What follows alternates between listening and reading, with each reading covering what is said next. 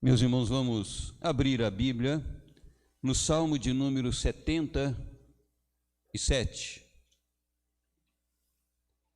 Vou ler dois versículos, os versículos 9 e 10, ainda que eu vá explorar todo o Salmo 77, de forma didática, mas eu vou explorar todo este Salmo, contudo, o centro daquilo que eu quero compartilhar com os irmãos nesta noite está no versículo de número 10, mas eu vou ler os versículos 9 e 10.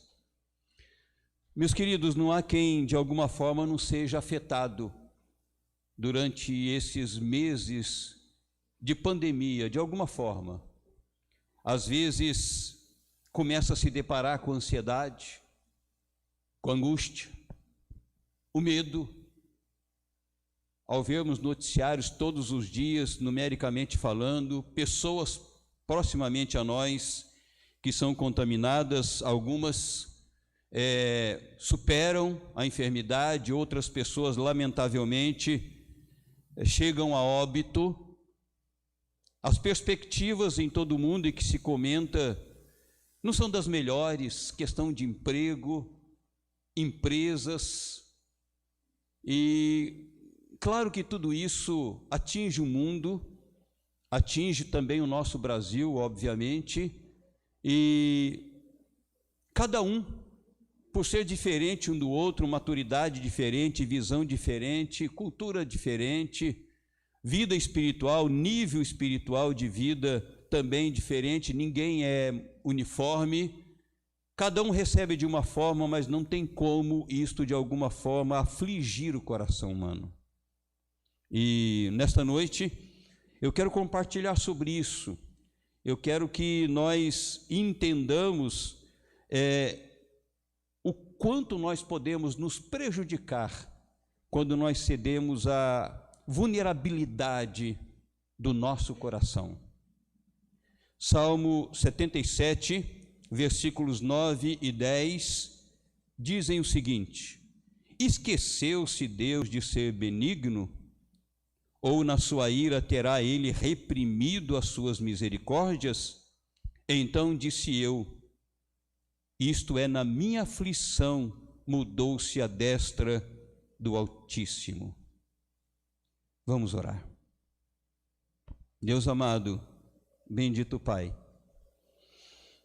a Tua palavra é a Tua revelação para nós, seres humanos, que é extremamente ampla, profunda, e aborda também esta situação de todos nós, ó Deus, situação a qual Tu conheces, das nossas fragilidades, das nossas lutas, de como tantas vezes o mundo se abate diante de circunstâncias adversas, e mesmo nós que servimos ao Senhor, por vezes nós somos atingidos, tentados, e muitas vezes ficamos vulneráveis aos nossos próprios limites, trazendo sobre nós ainda mais consequências emocionais, consequências físicas, consequências espirituais.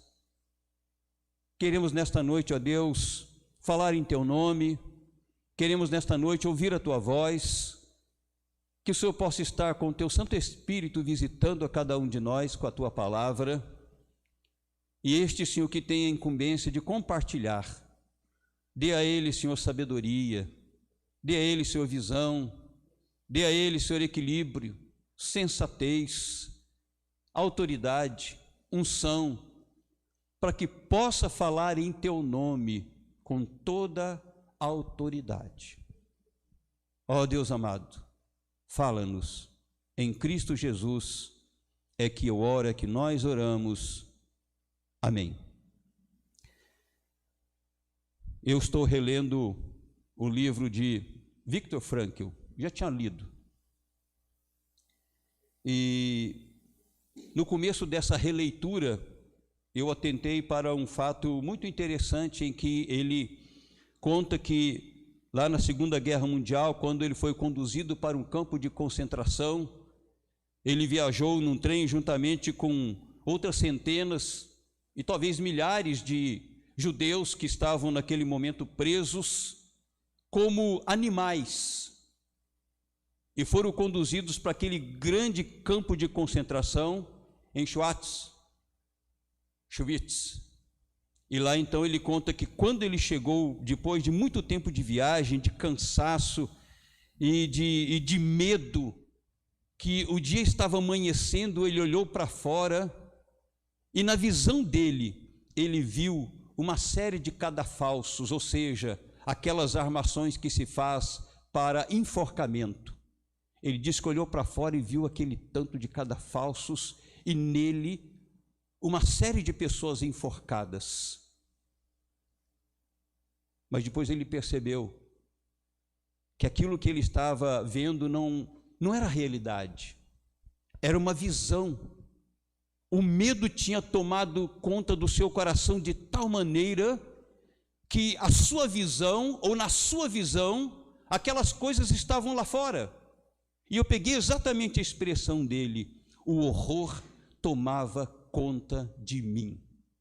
E assustado, amedrontado, horrorizado, ele olhou para fora e viu todas aquelas imagens, mas que não condiziam com a realidade. Com isso, meus amados, eu quero dizer que a nossa mente, o nosso coração são vulneráveis às coisas que estão ao nosso exterior. O medo nos influencia, a angústia nos influencia, a tristeza nos influencia, enfim, são tantas coisas que estão ao nosso derredor que nos influenciam, e se nós não formos equilibrados, uma série de pensamentos tomam a nossa mente e o nosso coração, e mais assustados e desequilibrados nós ficamos. Meus irmãos, nós lemos aqui na palavra do Senhor um momento de dificuldade de Asaf. Se você já leu este Salmo 73, 74, você vai ver que Asaf era um homem assim, de muita sensibilidade. Não sei se ele tinha facilidade em padecer emocionalmente. A verdade é que no Salmo 73 ele diz que quase caiu. Começou a olhar a prosperidade dos ricos, ele quase escorregou até que ele teve uma experiência com Deus e ele suplantou aquele momento. Salmo 74 ele também expressa angústia da alma. E neste Salmo de número 77, você percebeu a leitura? Num dado momento, no ápice do seu pensamento e das lutas, ele diz isso: esqueceu-se Deus de ser benigno? Ou na sua ira terá reprimido as suas misericórdias? Ele se volta para Deus no momento de abatimento, no momento de adversidade, no momento em que seu coração está afetado, que a sua emoção está afetada, e ele então pergunta se Deus deixou de ser misericordioso, se ele deixou de ser benigno, se ele estava se esquecendo de ser isso. E mais adiante, no versículo de número 10, diz aí: então disse eu, isto é a minha aflição, mudou-se a destra do Altíssimo. Ele entende que naquele momento de aflição, naquele momento de angústia, naquele momento de tristeza, naquele momento em que ele estava vulnerável, a sua mente, o seu coração estavam produzindo determinadas imagens, determinadas interrogações diante da fragilidade que tomou conta da sua vida e do seu coração. Meus irmãos, como já disse hoje, nós passamos por um momento de bastante tribulação no mundo. E nós podemos muito bem, infelizmente, sermos afetados de tal maneira que nós abriguemos a angústia na nossa alma, abriguemos a aflição, e a partir disso, a nossa espiritualidade pode ser corroída. A nossa convicção, ela pode se fragilizar. E por essa razão, tomando como base esta situação que o servo de Deus narra dele mesmo, que tudo isso decorria da aflição na qual ele estava e pela qual ele estava passando, é que estava havendo aí uma série de distorções. A palavra de Deus para o nosso coração nesta noite é esta: distorções de um coração aflito, sob o tema visões e ilusões das aflições. Distorções de um coração aflito, visões e ilusões das aflições. Em primeiro lugar, uma mente que está oprimida pela angústia, ela experimenta múltiplos transtornos. Tem muitas experiências que transtornam ainda mais o seu coração. Há poucos dias, e antes da pandemia, eu atendi um bocado de pessoas, inclusive de outras igrejas, de outras denominações, e de forma muito constante eu recebo mensagens perguntando se eu voltei a atender, e fazem questionamentos. E esses dias uma senhora mandou uma mensagem para mim dizendo a respeito da nora dela, que não estava bem, que estava angustiada, que estava deprimida, e perguntou para mim: o fato de alguém estar deprimido, de estar angustiado, isso pode influenciar no seu apetite de tal maneira que o perca? E eu respondi: sim, com toda certeza. Isso nos subtrai o sono, tira o apetite, tira o sentido da vida, os prazeres. Nós não conseguimos mais sentir aquilo que está ao nosso derredor. Meus amados, veja aí os versículos 2 ao 5 e o versículo 7. Na visão deste servo de Deus: no dia da minha angústia procuro o Senhor, erguem-se as minhas mãos durante a noite e não se cansam, a minha alma recusa a consolar-se. Lembro-me de Deus e passo a gemer, medito e me desfalece o espírito. Não me deixas pregar os olhos, tão perturbado estou que nem posso falar. Penso nos dias de outrora, trago à lembrança os anos de passados tempos. E versículo de número 7, rejeita o Senhor para sempre? Acaso não torna a ser propício? Nós podemos perceber muito bem que este servo de Deus, ele está afetado por vários transtornos que estão atingindo a sua vida. Nós vemos aí, dos versículos 2 e 3, a palavra de Deus nos mostrando que os seus afetos estão afetados. Nós vemos aí do versículo de número 4, ele deixando muito claro que ele perdeu o sono, que ele está sendo visitado, experimentando a insônia. Não me deixas pregar os olhos. Nós vemos no versículo de número 5 que ele está em fuga da vida que ele está vivendo no momento, quando ele diz: penso nos dias de outrora, trago à lembrança os anos de passados tempos. Nós vemos aí pela palavra de Deus no versículo de número 7, que neste momento ele começa até a questionar a ação da bondade de Deus, da ação de Deus ser sensível à sua luta a partir daquele momento.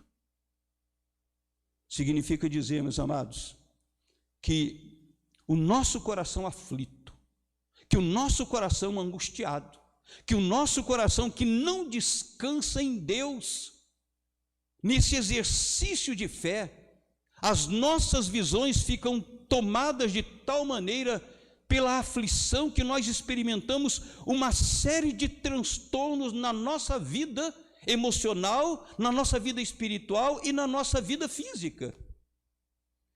Nós vemos aí o servo de Deus falando de insônia. Nós vemos aí, e isso é muito comum, as pessoas estarem passando por lutas num determinado específico momento da vida, em que ela então começa a se voltar para o passado, ter essa espécie de regressão. Há 5 anos atrás, há 10 anos atrás, como era maravilhosa a minha vida. Isso nada mais é do que uma fuga. não está encarando a realidade pela qual está passando nesse momento. Como vemos aí no versículo de número 7, ele também falando da sua experiência quanto a dúvidas que passaram a habitar o seu coração, ou seja, afligido ou aflito, nós ficamos de tal maneira atingidos que as dúvidas começam a nascer em grande quantidade no nosso interior, e lamentavelmente na nossa fragilidade, o inimigo toma a oportunidade, e aí então, se nós não nos socorrermos em alguém, em determinado momento, nós podemos fracassar, podemos cair espiritualmente. Nós não podemos nos esquecer do registro que está lá em 1 Reis, capítulo 19, quando o profeta de Deus, o profeta Elias, teve uma vitória tão extraordinária, tão retumbante, naquela batalha do Deus verdadeiro contra o Deus falso, e depois, sob a ameaça de Jezabel, ele parte para o deserto, e ele parte para uma caverna, e o desejo dele era de morrer ali, tomado que estava pela angústia, tomado pela depressão, sob a ameaça de Jezabel.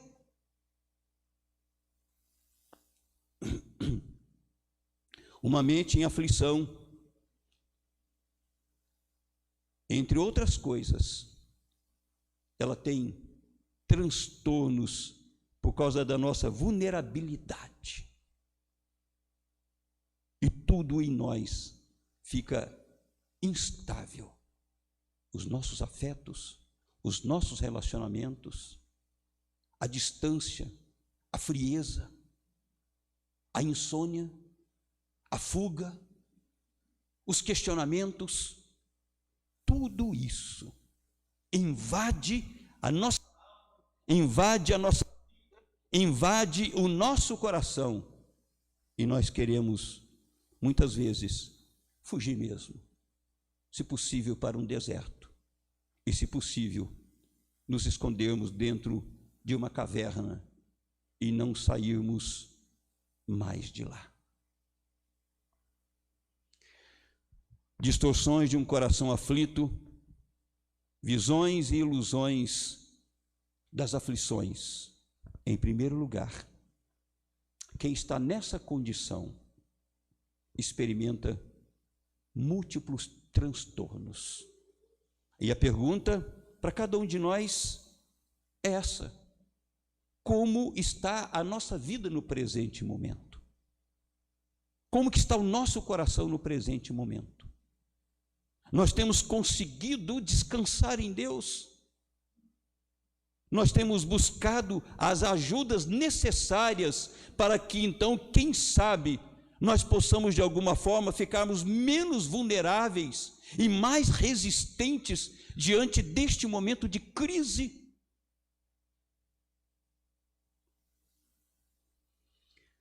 Mas em segundo lugar, o que nós podemos perceber pela palavra de Deus, nessas distorções de um coração aflito, e nessas visões e ilusões decorrentes das aflições, é de que não somente quem está nessa condição experimenta uma série de transtornos, mas também experimenta como que o autoabandono.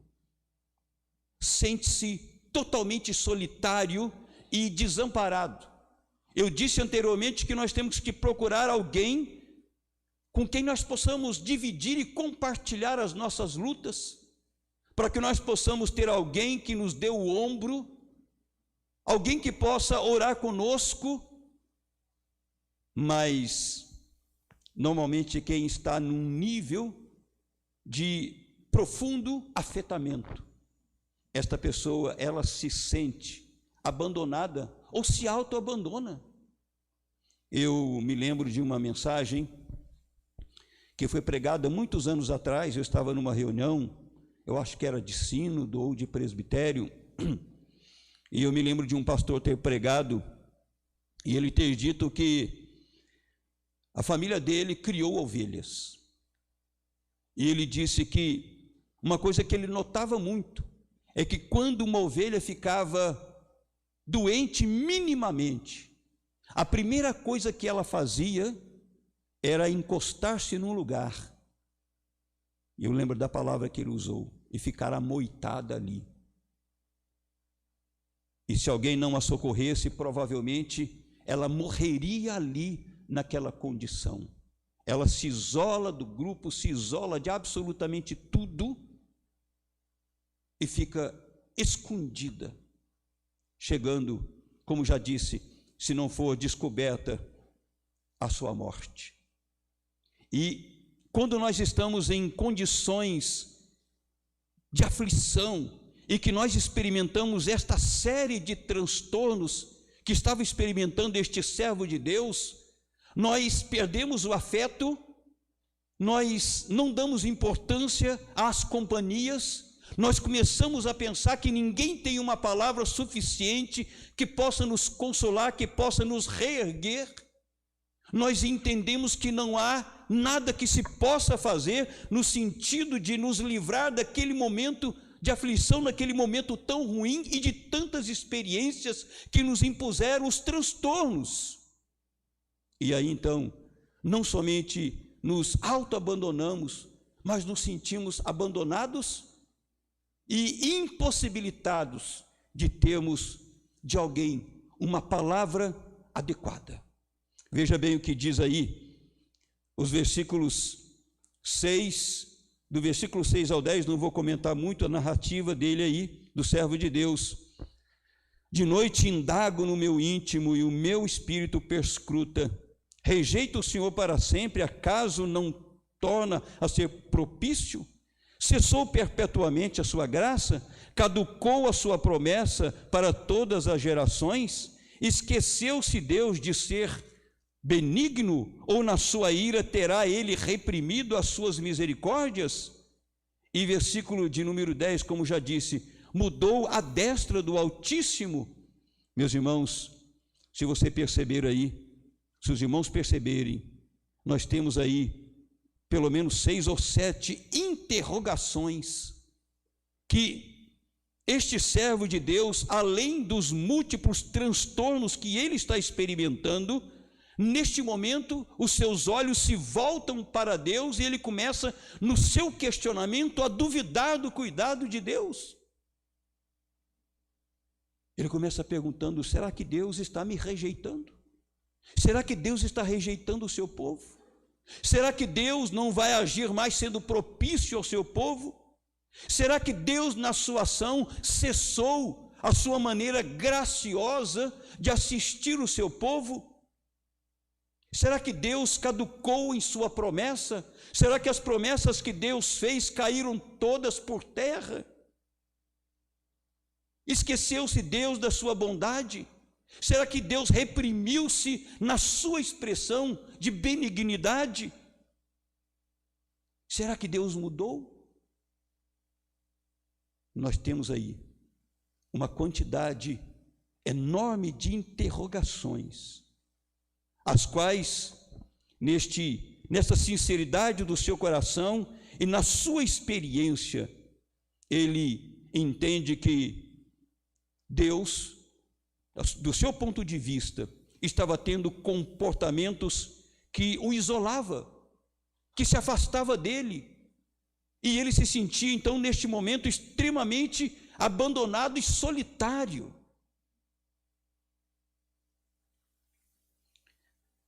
Esta também foi a experiência do grande profeta Elias.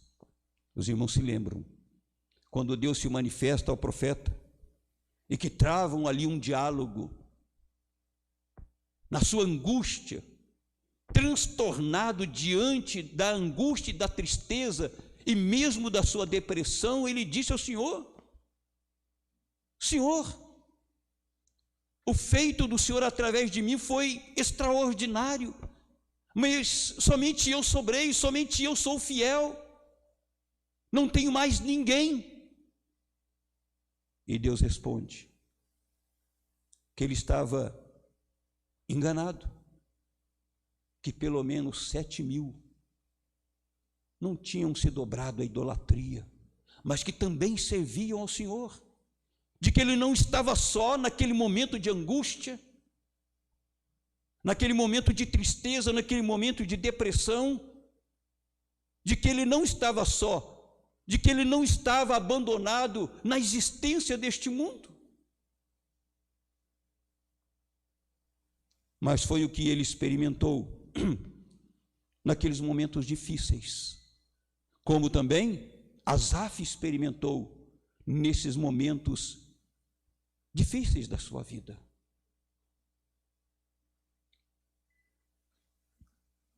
Infelizmente, um coração aflito, e na imposição desse coração aflito, que gera uma série de transtornos, ele passa a ter determinadas visões e até mesmo ilusões, através das quais se vê só, incapacitado, abandonado, se autoabandona e entende que o próprio Deus é capaz de mudar completamente a sua postura, o seu ser. Mas tudo isso por causa da distorção imposta pela aflição, pela angústia.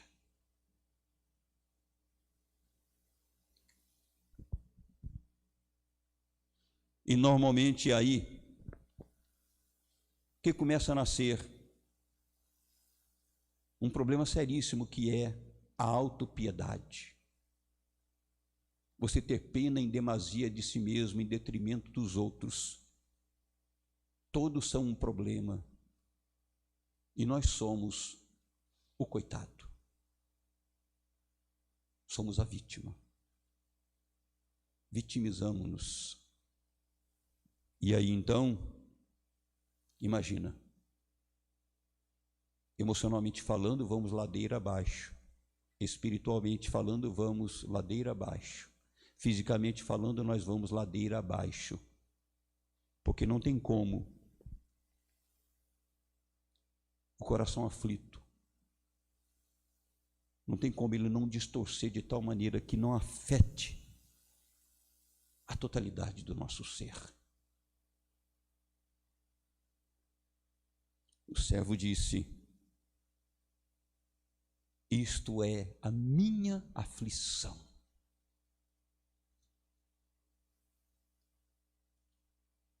Então ele narra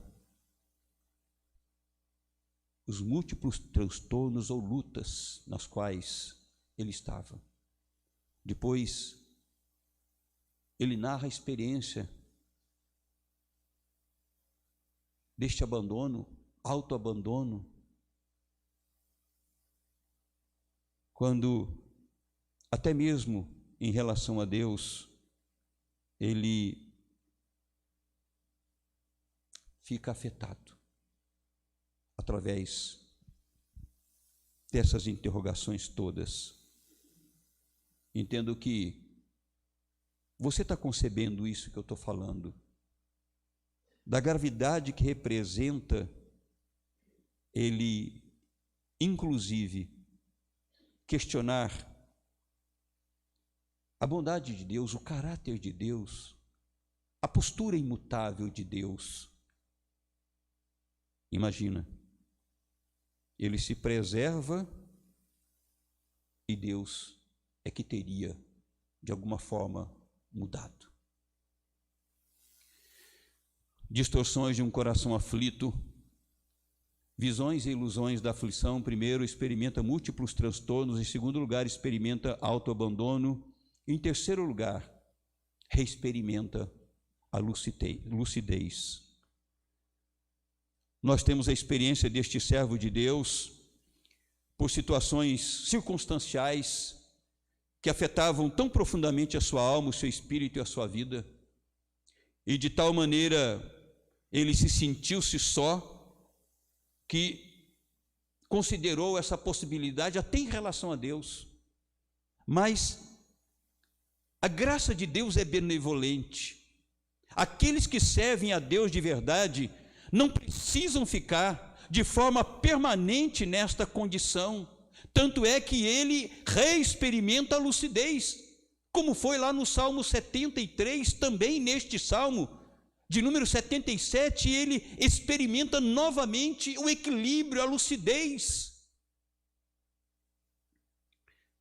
Já lhes falei algumas poucas vezes, e quando eu estava preparando essa mensagem, eu me lembrei exatamente do John Wesley, que deixou a Inglaterra para ser missionário nos Estados Unidos, e ele foi, no começo, um missionário fracassado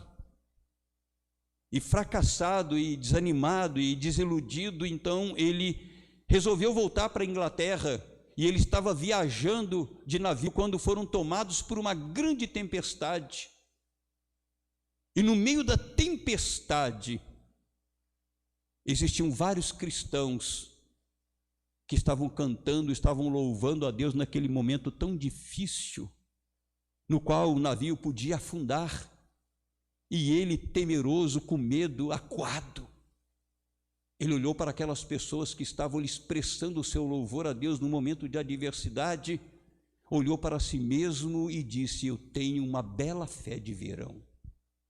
Ou seja, a minha fé, a fé que eu possuo, é somente a fé de quando tudo vai muito bem. Mas todos sabemos que ele não ficou nesta condição, que ele foi um homem grandemente usado por Deus, foi um servo de Deus que influenciou todo mundo. Deus fez uma obra maravilhosa na vida deste homem, de tal maneira que ele foi erguido à condição de um grande servo de Deus. Ou seja, ele caiu nessa sua experiência real, entendendo que era frágil, e certamente isso o impulsionou a ganhar uma nova vida e de forma muito lúcida se transformar num grande servo de Deus que marcou a história. Quando nós lemos as suas literaturas, os seus escritos, nós vamos ver a sabedoria deste homem, a vida de oração deste homem, a sua vida de liderança. Nós vamos ver que este homem experimentou ou reexperimentou na vida uma abundância espiritual através de Cristo Jesus. E este servo de Deus, não obstante ter experimentado tantos transtornos, não obstante ele ter se sentido abandonado ou auto-abandonado, a palavra de Deus diz que ele não ficou nesta condição. Veja o que diz aí do versículo 11, nós temos o registro do versículo 11 ao versículo de número 20, mas vou ler apenas alguns versículos. Versículo 11 e 12, recordo os feitos do Senhor, pois me lembro das tuas maravilhas da antiguidade, considero também nas tuas obras todas e cogito dos teus prodígios.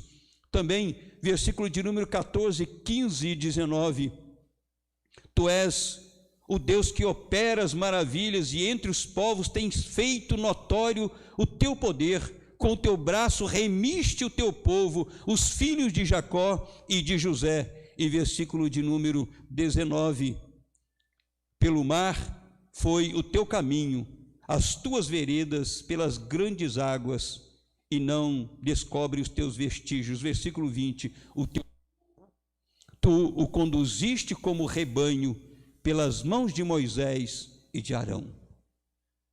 Dá para nós percebermos claramente que no momento ele está extremamente afetado, no segundo momento ele se volta e pergunta a Deus nesse momento de afetamento emocional, espiritual, mas que neste momento as suas palavras são completamente outras.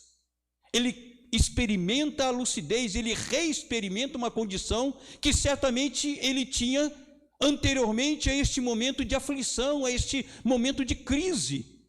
Versículos 11 e 12, ele diz: tu és o Deus da história, tu conduzes a história, me lembro dos teus feitos desde a antiguidade, considero nas tuas obras, nos teus prodígios. Ele olha para a história, faz leitura da história e vê a mão de Deus a operar de forma poderosa. Dos versículos 14 e 15 e também versículo 19, ele chega à conclusão de que este Deus é um Deus de poder, quando ele diz lá: tu és o Deus que opera as maravilhas, tu és aquele que entre os povos tem se feito notório, fala da sua remissão, da sua ação. E no versículo de número 20, ele fala que este Deus é um Deus cujo pastorado é infalível, quando ele diz: o teu povo tu existe como rebanho pelas mãos de Moisés e de Arão. Ou seja, Deus esteve presente na vida deste povo, conduzindo este povo na maneira em que ele queria e para onde ele queria, para onde ele desejava, como Deus soberano que é, como Deus absoluto que é, como Deus que jamais falha, como pastor infalível que é. Ou seja, neste momento, mesmo que tendo o seu coração, a sua vida, a sua espiritualidade afetados, diante desse momento, ele olha para a história, identifica as ações poderosas de Deus e identifica o cuidado do pastor perfeito e infalível sobre o seu povo, que também seria sobre a sua vida. De modo que nós podemos passar por lutas, e nós certamente passamos por lutas, mas não é necessário obrigatoriamente, e nem deve ser assim, que nós fiquemos dominados por elas. Nós não devemos viver presos diante desses transtornos, diante desta suposta solidão, ou deste abandono ou autoabandono, ou como se Deus estivesse sendo indiferente às nossas vidas. Nesta hora, nós precisamos muito, através da Bíblia, lermos a respeito dos feitos do Senhor, como Ele conduz a história, como Ele conduz de forma poderosa, como Ele é perfeito, como Ele é absoluto. E certamente isto sempre haverá de nos refrescar a mente e de nos fazer lúcidos, mesmo diante das dificuldades.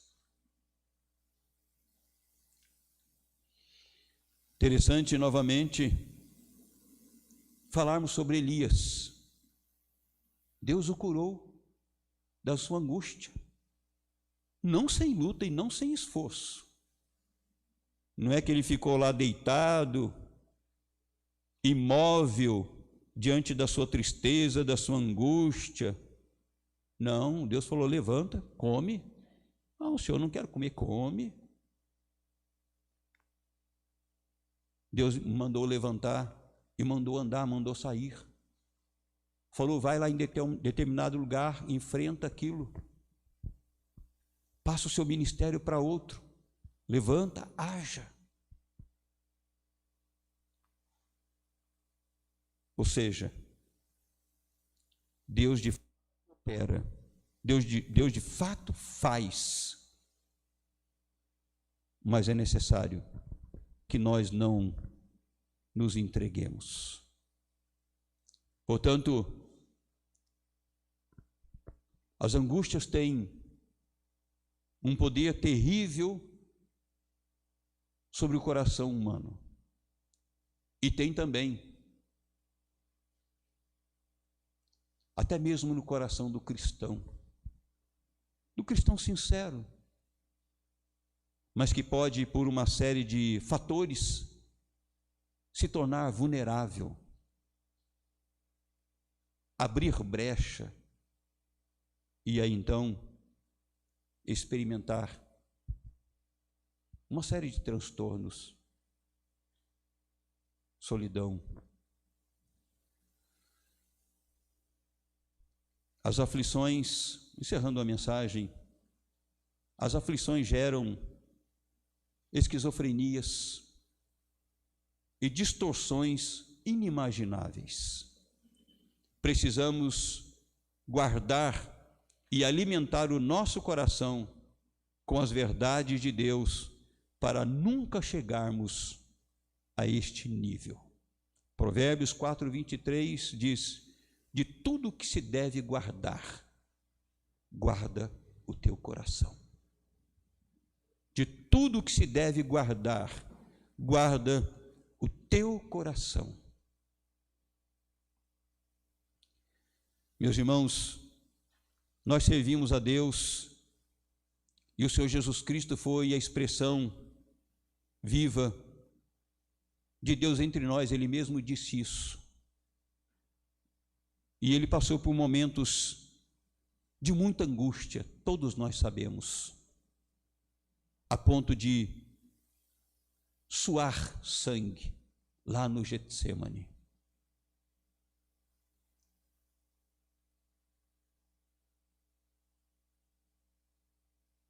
E nessa luta, por incrível que pareça, lá na cruz, ele expressou até o abandono do Pai.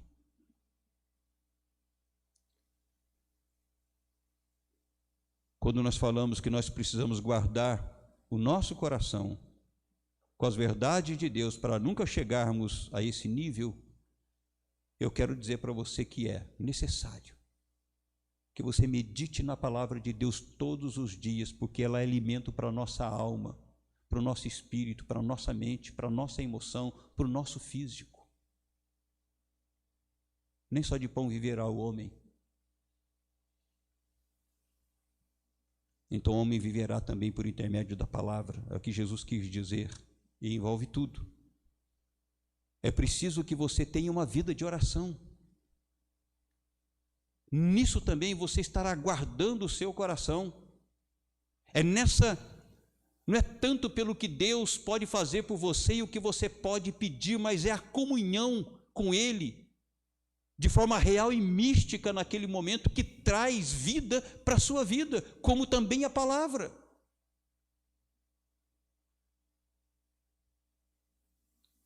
E uma das maneiras de nós fortalecermos o nosso coração, de guardarmos o nosso coração, para que ele não nos conduza por esses caminhos tortuosos,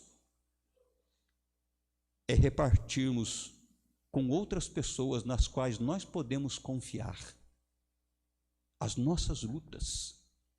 Eu sei que às vezes a angústia, a desilusão grita de forma intensa aos nossos ouvidos. Ninguém pode resolver o seu problema, ninguém tem uma palavra adequada neste momento. Como muitas pessoas na sua solidão dizem: eu tenho que curtir isso, me deixa. Não, guardar o seu coração é também buscar socorro num irmão, numa pessoa madura, numa pessoa que você sabe que tem uma palavra sábia, que lhe surpreende, que você vê aquilo e diz: eu não tinha pensado nisso, isso não tinha ocorrido na minha mente.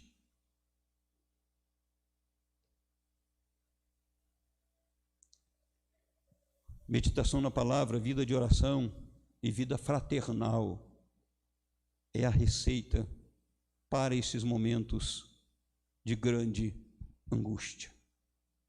O próprio Jesus levou consigo, mas proximamente alguns dos seus discípulos, 3 deles, Pedro, Tiago e João, para estar orando com ele naquele momento no Getsemane.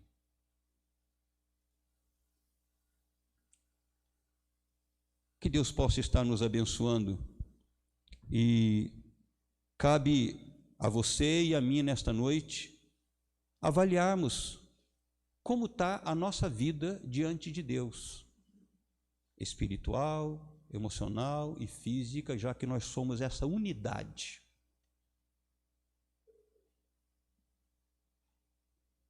Nós não somos compartimentalizados, nós somos uno. Verificarmos como nós estamos diante de Deus, porque Deus tem graça suficiente para nos restaurar, para nos reconduzir à lucidez e ao equilíbrio. Não sei como é que está a sua vida nesse momento, só Deus sabe das suas lutas, das suas preocupações, das suas ansiedades, que estão gerando angústia, tristeza, isso eventualmente, óbvio. E também você não precisa estar num nível extremo. E me ocorreu nesse momento o desejo de estar orando por você. Caso você entenda que precisa desta graça de Deus para, de alguma forma, estar livre dessas angústias que tanto geram imagens distorcidas e que nos destroem. E eu queria orar por quem desejar esta oração. E quem desejar esta oração e não há nenhum tipo de diminuição, você pode ficar aí mesmo onde você está, mas você se coloca de pé. Eu queria estar orando pela sua vida. Eu quero convidar a igreja para que abaixe a sua cabeça, para que ninguém fique reparando ninguém. E se porventura você quer uma oração nesse sentido, que você se coloque de pé. Eu quero estar orando pela sua vida neste momento. Quero convidar aqui comigo o presbítero Anderson, por favor. Vamos orar. Senhor amado e nosso bendito Pai, eu sei que Tu és conhecedor de todas as coisas, sei que Tu és soberano sobre todo o mundo, e Tu tens conduzido, ó Deus, todas as coisas de acordo com Teu querer e soberania. E sabemos também, Senhor, que Tu conheces o mais íntimo da nossa vida e do nosso coração, e de que Tu te compadeces de cada um de nós, que enxerga em si mesmo os seus limites, as suas angústias, as suas lutas, as suas ansiedades, as suas interrogações. Ó Deus, é possível que nós tenhamos aqui pessoas que estão sendo bombardeadas de todos os lados, e que isso pode afetar e tem afetado a sua mente, o seu coração, o seu espírito, eventualmente até o seu corpo, trazendo enfermidades. E estas pessoas, ó Deus, se levantam como que erguendo as suas mãos, para que Tu mesmo as alcances com a Tua graça e possa, ó Deus, derramar do Teu bálsamo, que é do Teu Espírito Santo, para restabelecer a paz ao invés da angústia, a convicção ao invés de transtornos, interrogações ou dúvidas. Ó Deus amado e bendito Pai, Tu conheces cada um de nós pelo nosso nome, Tu conheces com profundidade e extensão a vida de cada um de nós. Tu sabes o que nós passamos neste momento, Tu sabes, ó Deus, de todas as possibilidades, e eu quero, Senhor, apresentar a cada vida nas Tuas mãos nesta hora. Também, Senhor, eu quero apresentar aquelas pessoas que estão em casa e que talvez neste momento estejam dizendo: eu também preciso desta oração, eu também preciso da Tua graça a operar neste momento na minha vida. Também peço, ó Deus, que Tu as visites neste momento, que Tu, ó Deus, operes na vida destas pessoas, ó Deus. Afinal de contas, o Teu servo passou por angústias, mas Tu, Senhor, agiste na vida dele, e ele foi restaurado, reconheceu a Tua grandeza, o Teu prodígio, a Tua perfeição. E eu sei, Senhor, que Tu podes dar a visão de fato e de verdade a cada um destes que neste momento Tu estás visitando, derramando da Tua bênção, derramando da Tua paz, derramando do Teu Espírito, derramando do Teu bálsamo, derramando, ó Deus, o Teu cuidado, convencendo-as, ó Deus, do Teu pastorado perfeito. Senhor, ajude-as, para que a partir deste momento, mesmo que a realidade não seja aquela que elas esperavam, mas elas possam, neste momento, gozar descanso no Senhor. Porque é isto que a tua palavra nos promete, uma paz que o mundo não pode entender. Visita cada uma delas, ó Deus, age. Em nome do Senhor Jesus Cristo é que eu oro, é que nós oramos. Amém. Amém. Presbítero